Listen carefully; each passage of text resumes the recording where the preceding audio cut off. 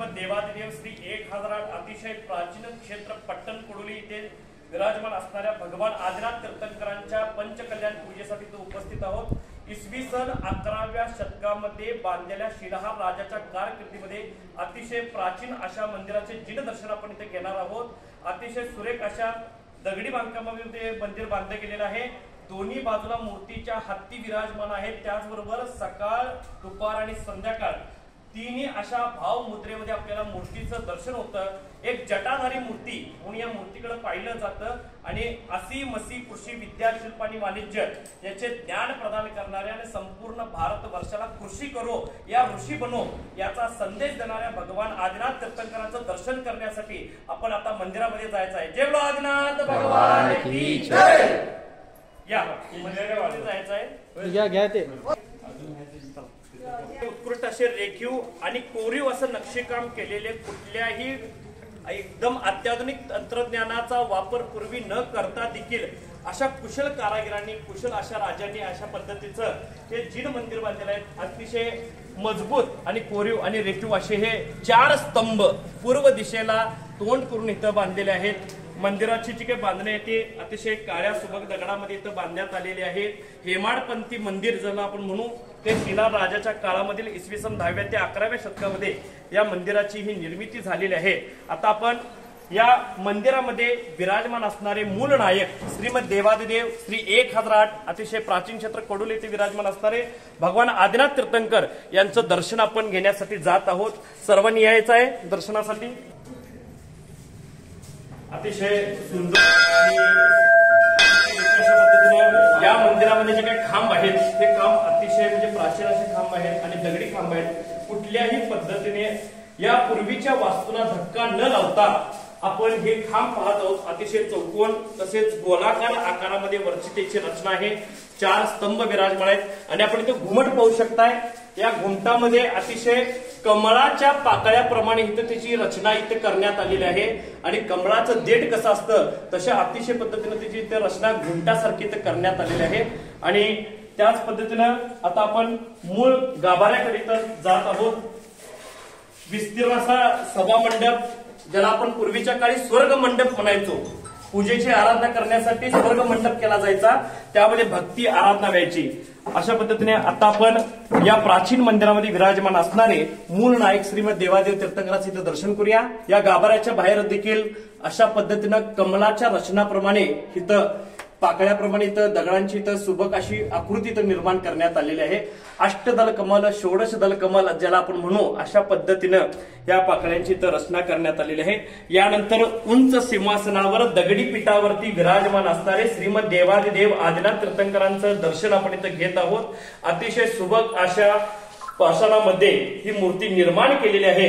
भव्य दिव्य तसेच ज्यांचं दर्शन घेतल्यानंतर सर्व पापांचा नाश होतो, कर्माची निर्जरा होते, अष्टमद देखील जिथे गळून पडतात, अनेक राजा चक्रवर्ती ज्यांच्या समोर नतमस्तक होतात अशा प्रथम तीर्थंकर असी मसी कुशा विद्या शिल्प आणि वाणिज्य ते प्रदाता श्रीमद देवादिदेव आदिनाथ तीर्थंकरांचं आपण इथं दर्शन करत आहोत। या पीठाच्या दोन्ही बाजूला एक हत्ती दक्षिणेकडे तोंड करून आणि एक हत्ती उत्तरेकडे तोंड करून तिथं स्थापन केलेलं आहे।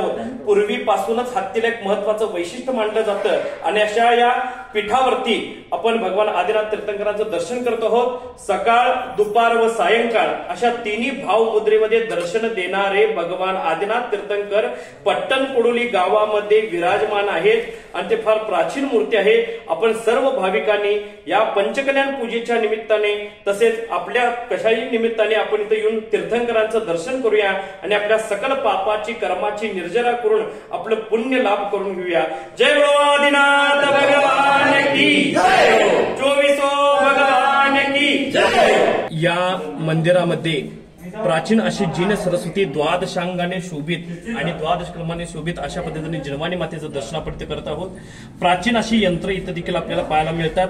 दशलक्षण आणि षोडशकारण यंत्रांचा इथं आपल्याला समावेश पाहायला मिळतो। अष्टम नंदीश्वर तीर्थंकरांची इथं मूर्ती विराजमान आहे।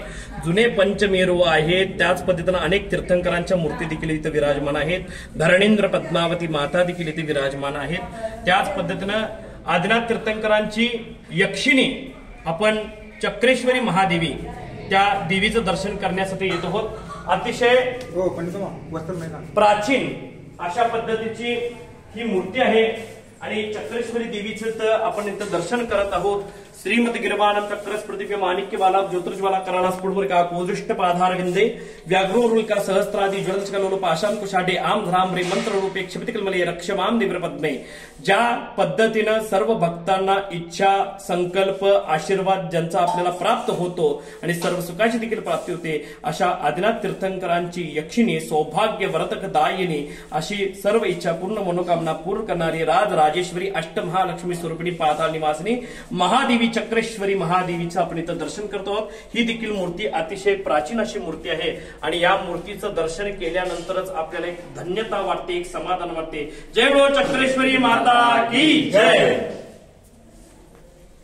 ज्याला पाहिल्यानंतर क्रोध मान माया आणि लोभ हे 4 कषाय गळून पडतात. ज्या मानस्तंभावरती 4 चतुर्मुख जिनबिंब असतात आणि हे 4 चतुर्मुख जिनबिंबाचं दर्शन केल्यानंतर ज्या माणसाचा मद देखील गळून पडतो, अहंकार गळून पडतो, अशा मानस्तंभाची सुंदर अशी रचना परमपूज्य चूडामणी श्री 108 आचार्य वात्सल्य रत्नाकर बाहुबली मुनी महाराज यांच्या समुपदेशाने जवळजवळ 2 जून 1991 रोजी या मानस्तंभावरती चतुर्मुख जिनबिंबाची स्थापना करण्यात आलेली आहे. भव्य आणि दिव्य असा हा मानस्तंभ आहे. अतिशय सुरक असा हा मानस्तंभ इथं अंकित करण्यात आलेला आहे. ज्याला 4 घंटे आहेत, पूर्व पश्चिम दक्षिण उत्तर. त्याच पद्धतीनं चारीवरती मकरावरती अतिशय सुंदर अशा पद्धतीनं कोरीव काम अष्टदल कमल तसेच 3 कठणी आहेत. चारी दिशेला 4 परस्पर जीवाना तिलोय पुण्यतीचे चिन्ह इथं अंकित केलेलं आहे आणि पुष्पचिन्ह इथं अंकित केलेलं आहे. अशा मानस्तंभाचं दर्शन घेतल्यानंतर मान कशा इथं गळून पडतो. जय बोलो चतुर्मुख जिनबिंबेभ्यो नमो नमः स्वाहा. त्यावरती अतिशय उत्कृष्ट आणि सुंदर असे काच मंदिर देखील इथं करण्यात आलेलं आहे. त्याच पद्धतीने या मंदिरामध्ये आता नूतनच पंचकल्याणामध्ये संस्कार केलेली सरस्वती मातेची मूर्ती देखील विराजमान करण्यात येणार आहे. की जय.